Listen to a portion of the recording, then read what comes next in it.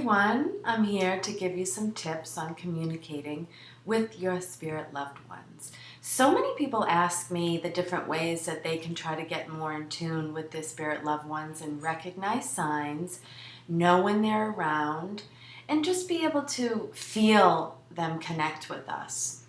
So many folks that I work with say that they can't feel anything, that they keep asking for signs and they get nothing, and this might make sense to you.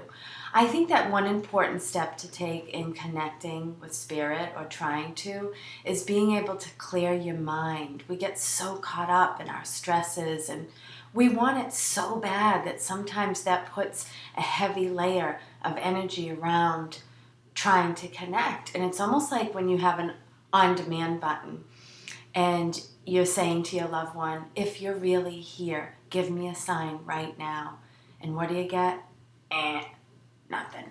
So when you least expect it, that's when the signs will come, without putting expectations on them, without saying, I need this right now, even though you can't help it. You really do.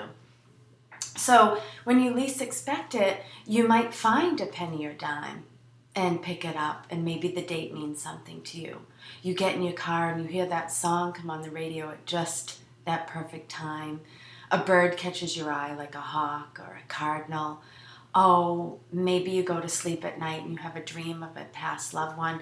I recommend trying this. It might not work, but asking your spirit loved one to come to you in a dream. I'm sure many will say, but I do that every night. Just picture your favorite memory with them. Maybe it's a place like a certain beach or up in the mountains, or this time that maybe you went fishing or whatnot, or a family party. Just imagine it, and you're almost calling them to you. And so then you might surprise yourself and have a dream. So do that for about a week.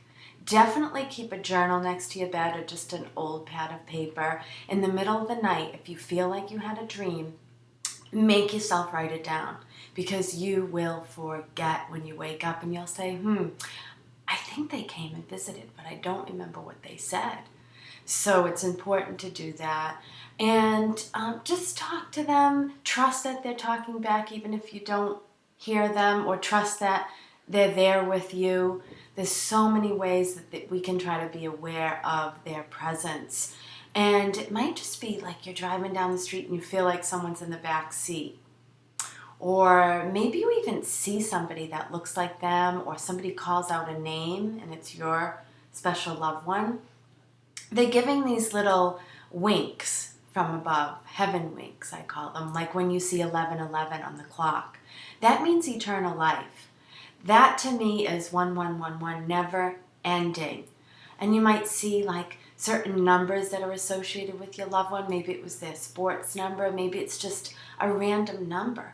Like my nephew sends us 222s.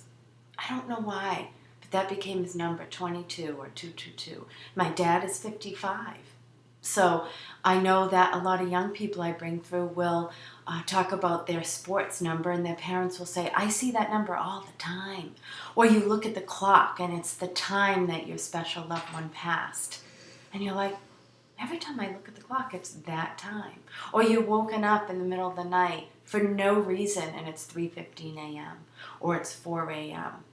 And between 3 and 5 a.m., the veil is thinnest between this side and the other side.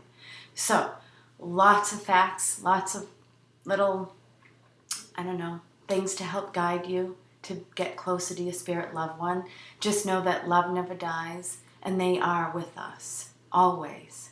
Well, there is a privacy switch, so not always. Bye, everybody. Thank you.